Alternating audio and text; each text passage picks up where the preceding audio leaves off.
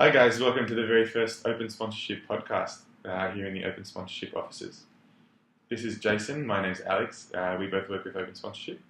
Do you have a cool name for this podcast, or what are we going to go with? I think sports sponsorship for dummies, Yeah? maybe. Could that be funny? Yeah, that could. Learning more about sports sponsorship, whether you know everything about sports sponsorship or nothing. Does that mean that we're experts in sports sponsorship, or what then? Yeah, it does. Cool. Yeah. We're the best place to go online for sports sponsorship, and we'll tell you more about why to do it and how to go about it.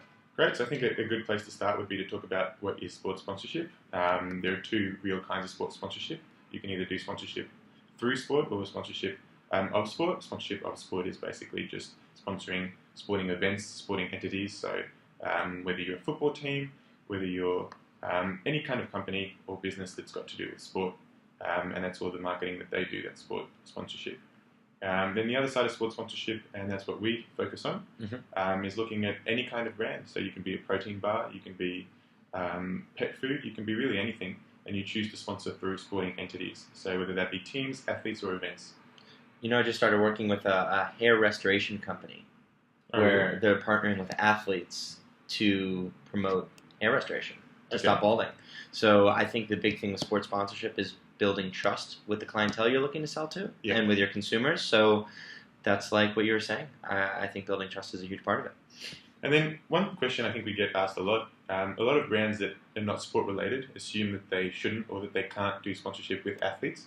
That's false, right? Big misconception. Yeah. So again, if you're looking to build trust with your consumers, attract to a new audience who I'm sure likes sports, whether that's your fitness guru who follows NFL athletes to get big and buff like the protein bar companies, or whether you are a mom on a treadmill in Detroit and you see your husband and son watching the Detroit Lions, you know who they are. You've seen them before. You're familiar with them.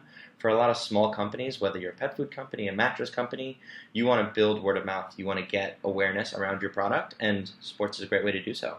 Because people forget that at the end of the day, athletes are just regular people like you and I. They're normal people. We may not have the big muscles and the great skills, but at the end of the day, they go home, they have pets, they have families, and they eat, they drink, and they do everything that we tend to do. And I think they're idols for a lot of people too, Alex, where if you're looking to gain strength, why not look at the top 1% of professional athletes in the world? To get faster, to get stronger, to get leaner. If you could sleep like an athlete, if you could train like an athlete, if you could feed your pet the same food as an athlete can feed their pet food, I think that's pretty cool. Yeah, definitely.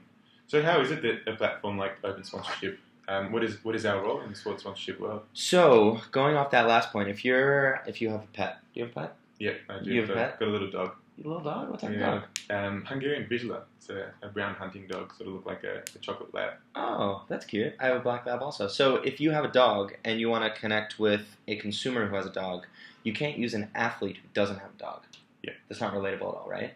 But to find an athlete who has a dog, who loves his dog just as much as your Hungarian dog, the chocolate lab, to do that is a lot like a dating website. And we have this platform, Open Sponsorship, where we have over 2,500 athletes who sign up looking for cool, interesting brands, whether you're, again, a pet food company, whether you're a fitness product, who are looking for brand ambassadors to relate to their consumers. You go on Open Sponsorship, you can find an athlete, and athletes can find you, and it's a lot like a dating website, which is pretty cool, making those genuine relationships and having authentic relationships as well. Yeah, and one of the things I think we do differently is have a lot of data on these athletes. Exactly. So as a brand, if you come to us, you'll be able to partner with the exact athlete that is the right fit for you, whether it be because they post a lot of photos of their dog, as you mentioned, on Instagram, or because in their keywords on Google, they mention the word Houston a lot. They may be from Houston. So yeah, we do very specific targeting between the brands and the athletes, because that's, you want the best fit for you. You don't want to be randomly reaching out to athletes just because they've got a bigger following or they're just someone you know. Well, you need a lot of data to back it up also, right? Where a lot of our smaller brands don't have a marketing budget, let alone a sports sponsorship budget. So you need to make sure your money's going in the right place. The reason we have data behind this is to make sure if you're working with an athlete and you think they're a great fit, you want to make sure the engagement's there. You want to make sure that you're getting more website traffic, you're leading to more sales, you're seeing a real return working with athletes, and to actually measure the success, I think is a really important part. Yeah, that leads on to my next point. I think another misconception is that sports sponsorship's this super expensive thing. Exactly. That only the really big, the Nikes, the Verizons of this world can sort of afford. Is that true? Or can smaller brands with not much of a marketing budget play a part of the game as well? That's a good question. Well, if you're LeBron James, if you're Tom Brady, then yeah, it is super expensive. However, if you're looking to connect with the everyday fan, connect with an everyday athlete, not every company is going to be Nike, Under Armour, Adidas. If they're listening to this podcast, hey, Nike, Under Armour, Adidas, we're open sponsorship. But most of our clients actually aren't these big brands. Like I said, they don't have much of a marketing budget. They want to connect with athletes affordably. And most of our athletes aren't those A-list, top-tier athletes with marketing endorsements popping out of their ears. They're normal everyday athletes. They're the NFL rookies. They're the second-year NBA guys. They're the guys fighting overseas in MMA fights. They're the golfers traveling around the world trying to make a name for themselves with their own story and with their own loyal following. I mean, if you know a person who's a U.S. Olympian, gold medalist, two-time sprinter with 10,000 social media followers, not everyone is going to know who that is, but there are 10,000 people who know who that person is because they're huge fans of them. So if they can do the same thing that athlete is doing, that's more niche marketing, and that's what we help out with. Yeah, and at the end of the day, making sure that they like that brand as well. Exactly. So I think that's a good point to end the first episode. I think we gave a good overview of the sports sponsorship world and what it is we do here at Open Sponsorship. So be sure to check it out. It's at www.opensponsorship.com and at Open Sponsorship on Instagram, Facebook, and Twitter. Thanks, Jason. Peace out, guys. Thank you.